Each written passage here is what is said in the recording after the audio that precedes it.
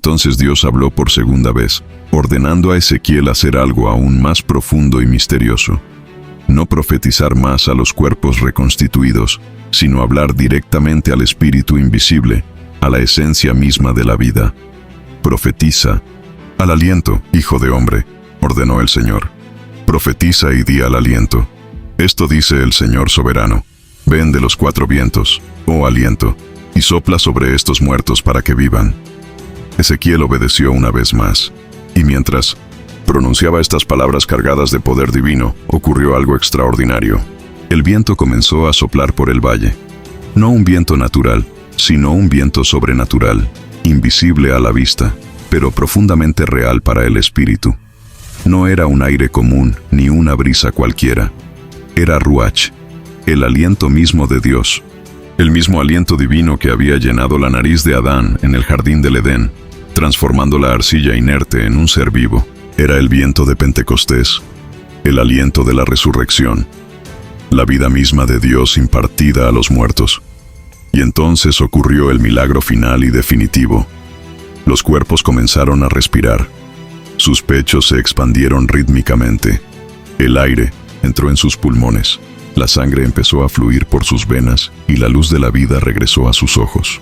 Ante Ezequiel, extendiéndose a lo largo del valle, se alzaba un poderoso ejército viviente. Ya no eran huesos secos ni cadáveres, sino seres humanos plenamente vivos, conscientes y respirando. Era un símbolo profético perfecto del renacimiento sobrenatural de Israel. Un pueblo que había estado muerto como nación, pero al que Dios había resucitado con su poder incomparable. Esta extraordinaria visión del Valle de los Huesos Secos es tan fundamental para comprender el plan de Dios, que Él no dejó su interpretación a la especulación humana. El Señor mismo reveló su significado con absoluta claridad, eliminando cualquier posibilidad de malinterpretación. Hijo de hombre, le dijo Dios a Ezequiel, estos huesos son todo el pueblo de Israel. Dicen, nuestros huesos se han secado, nuestra esperanza se ha perdido, estamos destruidos. Por tanto, profetiza y diles, así dice el Señor soberano, pueblo mío, abriré sus tumbas y los haré subir, los traeré de vuelta a la tierra de Israel. Entonces ustedes, pueblo mío, sabrán que yo soy el Señor, cuando abra sus tumbas y los saque de ellas. Pondré mi espíritu en ustedes, y vivirán, y los estableceré en su propia tierra. Entonces sabrán que yo, el Señor, he hablado y hecho esto, declara el Señor. Estos versículos revelan con precisión profética el doloroso pasado de Israel, su confuso presente y su glorioso futuro. Nos permiten comprender que la visión no fue una mera alegoría espiritual, sino un mapa literal del destino nacional de Israel a través de los siglos. El valle representa mucho más que un simple exilio físico. Representa la completa decadencia espiritual de una nación que había perdido su identidad, su tierra, su idioma, su cultura y aparentemente su razón de ser.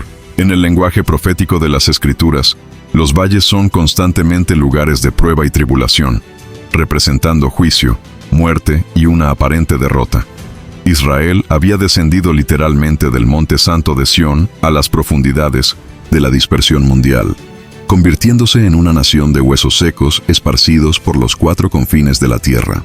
Los huesos secos simbolizan una muerte colectiva como entidad nacional, la visión de un pueblo completamente borrado de la existencia, silenciado por la historia, olvidado por las naciones.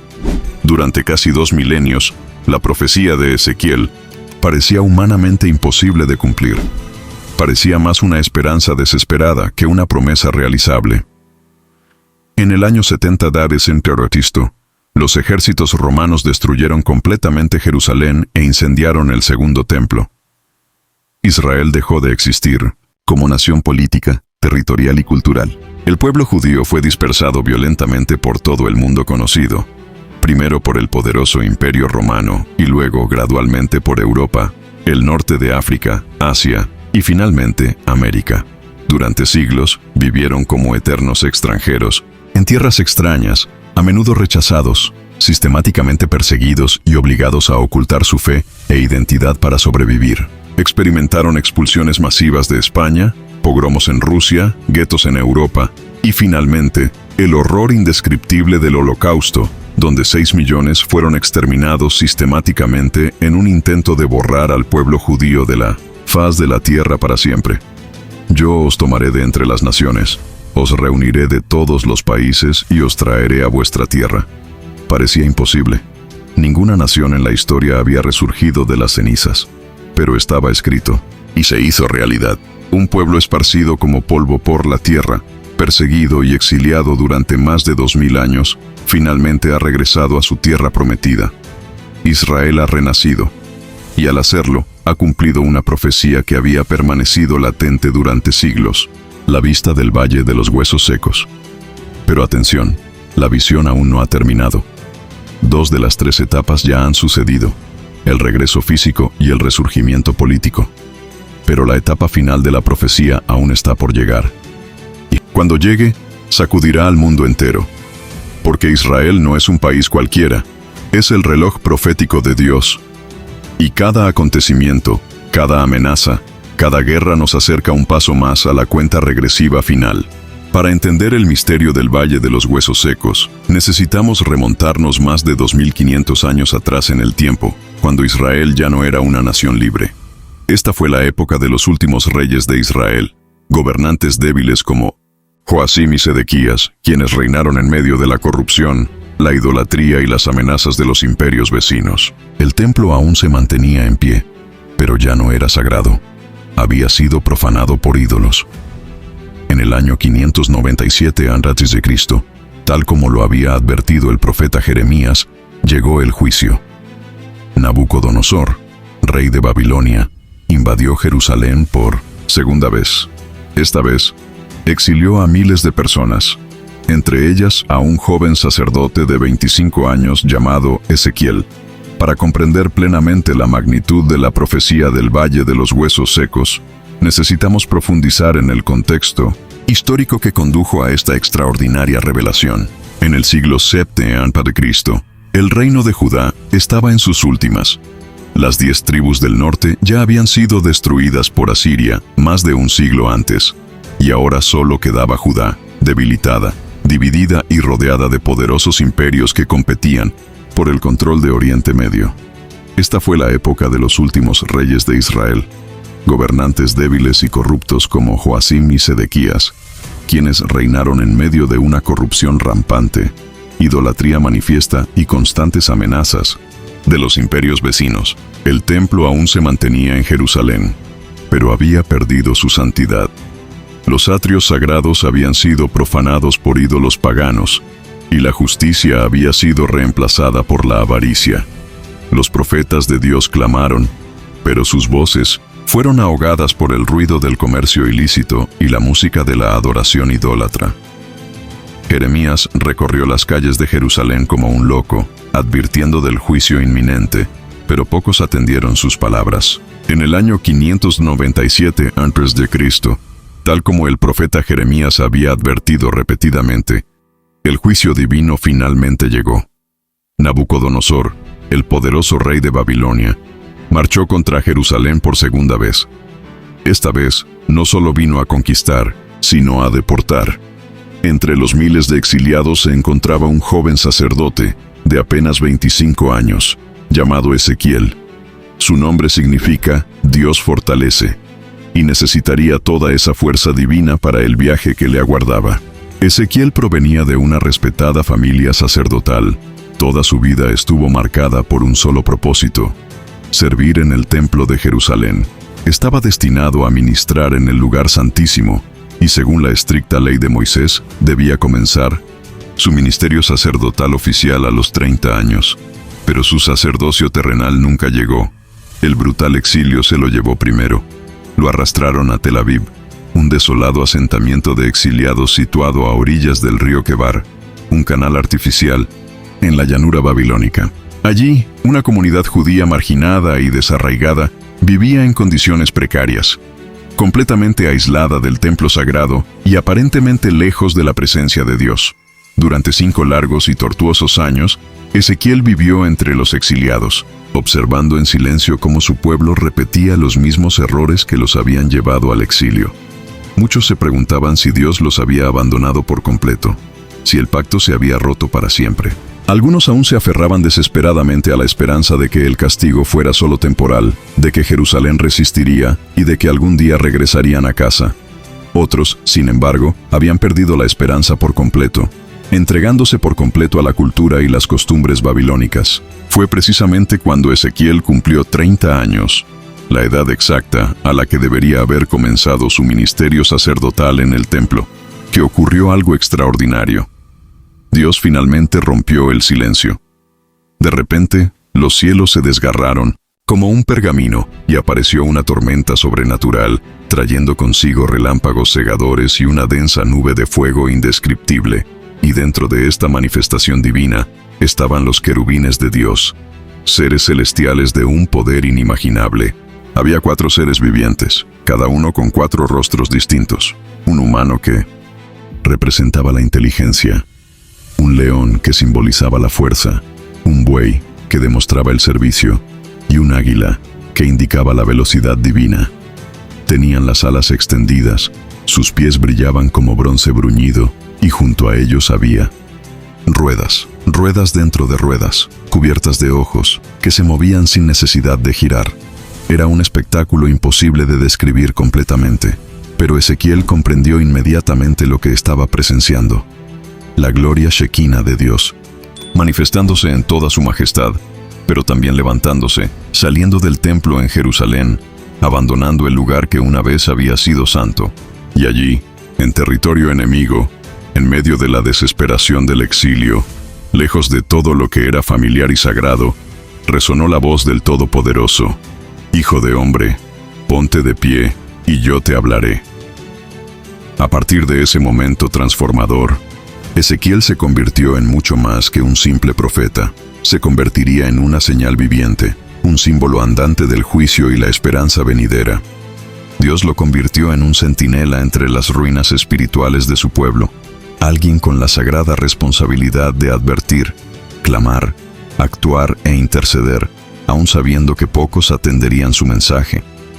Y lo más doloroso de su misión, Dios le reveló de antemano que el pueblo no escucharía sus palabras, pues sus corazones estaban endurecidos como piedras por el pecado y la rebelión. Por lo tanto, no solo hablaría con palabras, sino con su propio cuerpo, transformando toda su vida en una profecía viviente. Así comenzó la misión más extraña, simbólica y sacrificial de todos los profetas del Antiguo Testamento.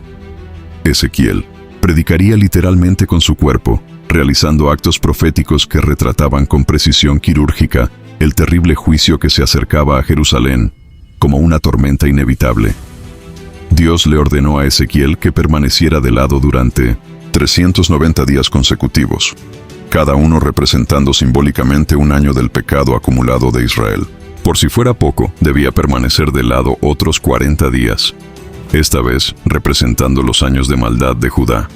Imaginen el dolor físico, la incomodidad constante y la humillación pública de permanecer en esa posición durante más de un año. Pero había más. Debía comer solo pequeñas porciones de pan, cuidadosamente medidas, horneadas sobre estiércol como combustible, una señal vívida y repugnante de la hambruna desesperada que pronto endurecería el asedio de Jerusalén, como un puño de hierro. Cada bocado era un amargo recordatorio de lo que estaba por venir. Entonces Dios le ordenó hacer algo aún más drástico.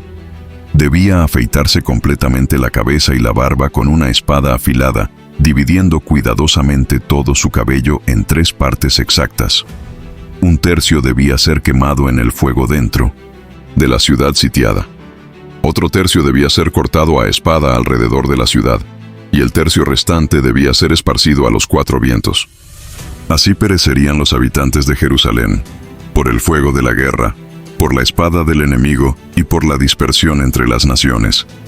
Pero entonces llegó la orden más cruel, la que destrozaría por completo el corazón de este hombre. Devoto, Dios anunció fríamente: el deleite de tus ojos morirá, y no llorarás ni te lamentarás. Y así sucedió, tal como se predijo. La amada esposa de Ezequiel, la luz de su vida, su compañera, su alegría, murió repentinamente. Pero se le prohibió expresamente llorar, lamentarse, realizar ningún ritual de duelo. Ni una sola lágrima podía derramarse en público. ¿Por qué? Porque así sería la brutal caída de Jerusalén, tan repentina, tan devastadora, tan despiadada, que los sobrevivientes no tendrían ni el tiempo ni la energía emocional para llorar como es debido a sus muertos. La conmoción sería tan grande que las lágrimas simplemente no brotarían. Ezequiel había perdido literalmente todo lo que daba sentido a su vida. Su patria había sido conquistada. Su templo había sido abandonado por la gloria de Dios. Su vocación sacerdotal había sido brutalmente truncada. Y ahora incluso su amada esposa le había sido arrebatada. Estaba completamente solo, completamente destrozado, completamente dependiente solo de Dios. Pero a cambio de todo este sufrimiento inimaginable, Dios le concedió algo extraordinario, una revelación profética que abarcaría milenios. Todo. El destino de Israel se revelaría en una visión que cambiaría para siempre nuestra comprensión del plan de Dios, la inolvidable visión del Valle de los Huesos Secos. Y entonces, llegó el momento que cambiaría para siempre la comprensión profética de la historia humana. Todo comenzó cuando la poderosa mano del Señor descendió sobre Ezequiel con fuerza sobrenatural y fue transportado en espíritu a un lugar indescriptible. Un lugar que era a la vez real y simbólico, temporal y eterno. Era un valle vasto y misteriosamente silencioso que se extendía hasta donde alcanzaba la vista. La tierra estaba completamente reseca, agrietada por el sol implacable, desprovista de una sola gota de vida o esperanza.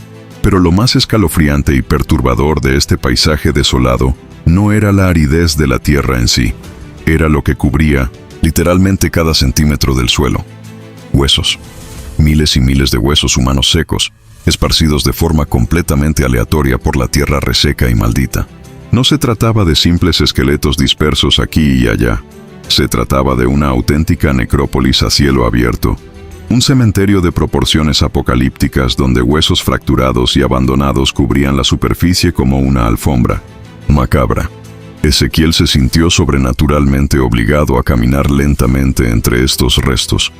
Y con cada paso oía el sonido seco y crujiente bajo sus pies, mientras pisaba involuntariamente huesos que habían sido blanqueados por el abrasador sol del desierto y desgastados por tormentas de arena durante décadas, tal vez siglos. Fémures, tibias, costillas, cráneos, vértebras, todo desperdigado sin orden ni dignidad. Algunos aún conservaban una forma vagamente humana, otros estaban completamente descoyuntados, como si los hubieran dispersado animales salvajes o vientos violentos. El simbolismo de la escena era innegable y aterrador. Este valle de la muerte representaba a Israel en su estado más desesperado, un pueblo completamente destruido, totalmente exiliado, absolutamente sin tierra, abandonado por todos, una nación literalmente reducida a polvo, sin gobierno, sin territorio, sin esperanza, sin futuro. Pero entonces, cortando como una espada afilada el silencio sepulcral, llegó la voz del Todopoderoso, planteando a Ezequiel una pregunta que llevaba en sí todo el peso de la eternidad. Hijo de hombre, ¿volverán a vivir estos huesos? Era una pregunta que desafiaba no solo la lógica humana, sino aparentemente las mismas leyes de la naturaleza. Ezequiel volvió a observar este paisaje de muerte absoluta, contemplando huesos que claramente habían estado allí durante generaciones, completamente desconectados, completamente sin vida, completamente inservibles. La pregunta conllevaba una tensión casi insoportable. La lógica, la experiencia, la razón humana. Todo gritaba un rotundo no. Los huesos secos no viven. Las naciones muertas no resurge. Los pueblos dispersos durante milenios no se reúnen. Era imposible, impensable, inimaginable. Sin embargo, Ezequiel había aprendido a través de su propio sufrimiento que el Dios de Israel era el Dios de lo imposible. Había visto la gloria divina manifestarse en medio del exilio. Había experimentado poder sobrenatural en su propia vida destrozada. Así que, con la humildad de un hombre que había sido completamente quebrantado, respondió sabiamente: Señor Dios, solo tú lo sabes. Entonces Dios hizo algo que trascendió todo entendimiento humano. Retó a este profeta quebrantado a hacer algo que parecía completamente absurdo, totalmente inútil: predicar a los muertos. Profetiza sobre estos huesos, ordenó el Señor, y diles: huesos secos, escuchen la palabra del Señor. Esto dice el Señor soberano a estos huesos: pondré aliento en ustedes y vivirán. Pondré tendones en ustedes, les haré crecer carne y los cubriré de piel. Pondré aliento en ustedes y vivirán. Entonces sabrán que yo soy el Señor. La orden no solo parecía absurda, sino potencialmente peligrosa para la cordura. ¿Predicar a huesos muertos? ¿Hablar con esqueletos resecos? Era el tipo de cosa que te hacía cuestionar la propia cordura.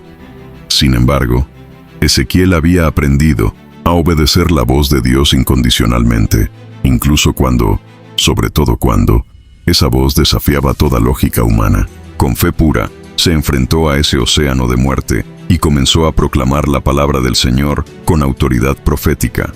Y entonces sucedió algo que desafió todas las leyes conocidas de la física y la biología.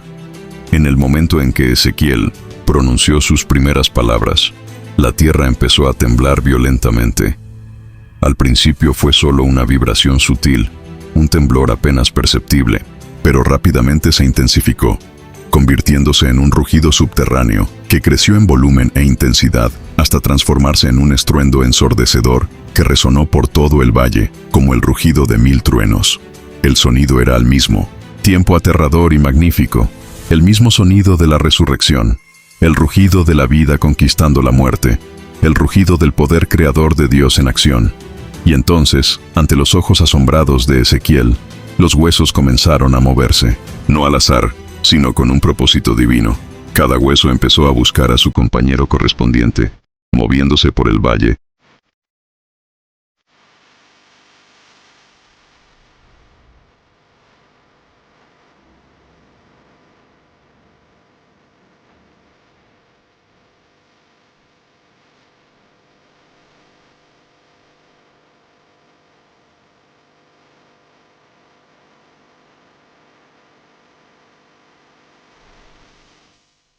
Como si se sintieran atraídos magnéticamente. Los fémures se desplazaban hacia las caderas. Las costillas se alineaban perfectamente con las vértebras. Los cráneos se asentaban sobre las espinas cervicales. Las tibias y los peronés se conectaban a los fémures. Era como ver cómo un rompecabezas gigante de huesos se ensamblaba solo, cada pieza encontrando su lugar. En cuestión de minutos, lo que había sido un campo de exterminio desordenado se transformó en una llanura cubierta de esqueletos perfectamente articulados, cada uno de ellos erguido, como soldados en formación. Pero el milagro apenas comenzaba. Mientras Ezequiel observaba con creciente asombro, de repente aparecieron tendones que conectaban hueso con hueso. Luego apareció la carne, que cubrió la estructura ósea como arcilla moldeada por un alfarero invisible. Y finalmente, se formó la piel, que envolvió por completo cada cuerpo, creando formas humanas perfectas y completas. En apenas unos instantes, lo que había sido un valle de muerte se transformó en una llanura llena de cuerpos humanos completamente formados. Todo un ejército de personas que habían sido reconstituidas a partir del polvo de la tierra. Pero había algo profundamente perturbador en la escena. A pesar de estar en perfecta forma humana, a pesar de estar completamente reconstruidos, permanecían completamente inmóviles. No respiraban, no se movían, no había vida. Eran cuerpos perfectos, pero aún así eran cadáveres. Esta visión del Valle de los Huesos es tan crucial que Dios no dejó su explicación a la interpretación. El Señor aclaró su significado. Hijo de hombre, estos huesos son el pueblo de Israel. Dicen, nuestros huesos se han secado y nuestra esperanza se ha desvanecido. Estamos destruidos. Por tanto, profetiza y diles, así dice el Señor Dios, pueblo mío, abriré sus sepulcros y los sacaré de ellos. Los traeré de vuelta a la tierra de Israel. Estos versículos revelan el pasado, el presente y el futuro de Israel. El valle representa el exilio, pero también el descenso espiritual. En la Biblia, los valles son lugares de prueba, representando juicio y muerte. Durante 60, casi 2000 años, la profecía de Ezequiel pareció imposible de cumplir. En el año 70 d.C., los ejércitos romanos destruyeron Jerusalén e incendiaron el segundo templo. Israel dejó de existir como nación. El pueblo judío se extendió primero por el Imperio Romano y luego por Europa, el norte de África, Asia y América. Vivían como forasteros, a menudo rechazados, perseguidos y obligados a ocultar su fe. Pero lo que parecía imposible ya se había escrito siglos antes. El pueblo que se había dispersado como el polvo volvería. La tierra que había quedado desolada volvería a florecer. Y ese día finalmente ha llegado. El 14 de mayo de 1948, después de los horrores del Holocausto, David Ben-Gurión se puso de pie en Tel Aviv y declaró algo que muchos creían que nunca sucedería. Ha nacido el Estado de Israel. La nación de Israel, ausente durante 2000 años, ha resurgido. Este acontecimiento no tiene precedentes en la historia de la humanidad. Por primera vez en milenios, el pueblo judío regresó a su patria ancestral para fundar el Estado de Israel. Los huesos secos comenzaron a reconectarse. Su pueblo regresó a casa, a la tierra prometida. Millones de judíos regresaron de más de 100 países diferentes, de Estados Unidos, Etiopía, Rusia, Argentina y Alemania. Personas que hablaban otros idiomas y nunca habían pisado Jerusalén regresaron, y los huesos comenzaron a recomponerse. Desde entonces, Israel ha sido atacado, rodeado de enemigos y amenazado cada década, pero sigue en pie, y no solo en pie, sino que prospera. En 1948 era un desierto. Hoy exporta tecnología, agua, fruta, inteligencia y seguridad. El hebreo, una lengua extinta desde hace siglos, ahora lo hablan millones de personas. Ezequiel previó 3 etapas: la reunión de los huesos, la reconstrucción del cuerpo y la entrada del espíritu. Israel ya ha cumplido 2 de estas 3 etapas. Primero fue el regreso físico. Luego vino la carne, la reconstrucción política. Pero aún no han recibido el aliento de Dios, la restauración espiritual. Israel aún no ha sido transformado por el Espíritu, porque la mayoría de la nación aún no reconoce al Mesías. Y entonces la pregunta persiste: ¿cuándo volverá a respirar Israel? ¿Cuándo recibirán el aliento divino que renueva sus corazones y cumple la visión profética? Para encontrar esta respuesta, debemos mirar más allá de Ezequiel. Él no fue el único que previó esto. Esta promesa fue repetida por todos los profetas. Jeremías habló con clara certeza profética: pondré mi ley dentro de ellos y la escribiré en sus corazones, y yo seré su Dios, y ellos serán mi pueblo. Joel anunció algo radical: derramaré mi espíritu sobre toda carne. Vuestros hijos y vuestras hijas profetizarán.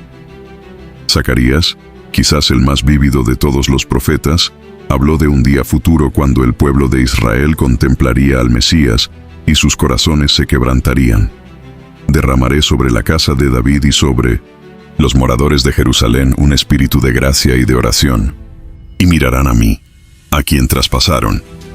Siglos después, el apóstol Pablo dedicó 3 capítulos enteros de su carta a los romanos a explicar este misterio, afirmando claramente: ha acontecido en Israel un endurecimiento parcial, hasta que haya entrado la plenitud de los gentiles, y luego todo Israel será salvo.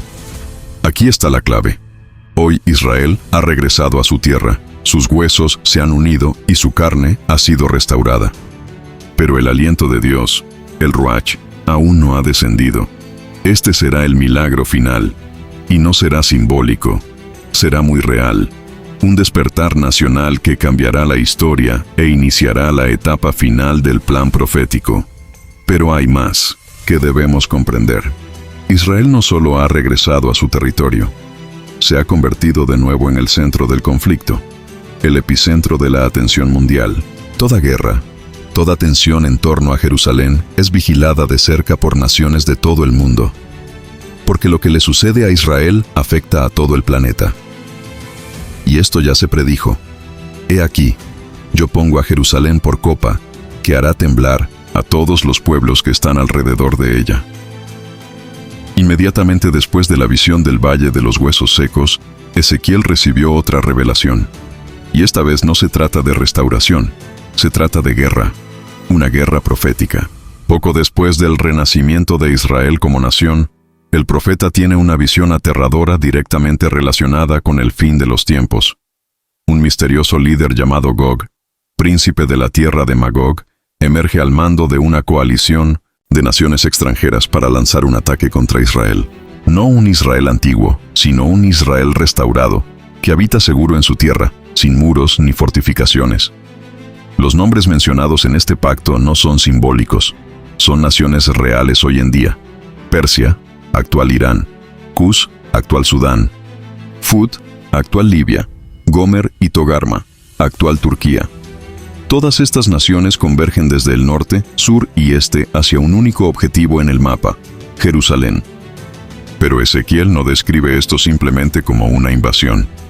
Lo llama un encuentro divino, porque Dios mismo declara: «Pondré garfios en sus quijadas y los haré subir contra mi tierra, para que las naciones me conozcan». Israel no se defenderá solo. Dios mismo luchará. Y no fue solo Ezequiel quien presenció esta guerra. Siglos después, el profeta Zacarías la describió desde otra perspectiva. Las naciones se reunirán para atacar Jerusalén, pero en ese momento el Señor mismo descenderá y librará la batalla. Y continúa diciendo: «En aquel día sus pies se afirmarán en el monte de los olivos». ¿A quién se refería Zacarías? Al Mesías, aquel que fue rechazado, traspasado y crucificado, pero que ahora regresa como rey. El plan de Dios no cambia. Israel sigue siendo el centro de atención para su cumplimiento final, porque Israel es más que solo tierra. Es el escenario donde comenzó el gran plan de Dios y donde alcanzará su máximo apogeo. La dispersión de Israel fue profetizada, su regreso fue profetizado, incluso su eventual endurecimiento y despertar fueron predichos de antemano. Israel es el reloj profético de Dios. Fue allí donde el Mesías fue rechazado, allí fue crucificado, y allí regresará como rey. Cada acontecimiento, cada amenaza, cada guerra marca un paso más hacia el cumplimiento de lo que está escrito. Hoy en día, muchas profecías que antes se consideraban imposibles se están cumpliendo ante nuestros ojos. ¿De verdad crees que todo esto es pura coincidencia? La Biblia no es solo un libro antiguo.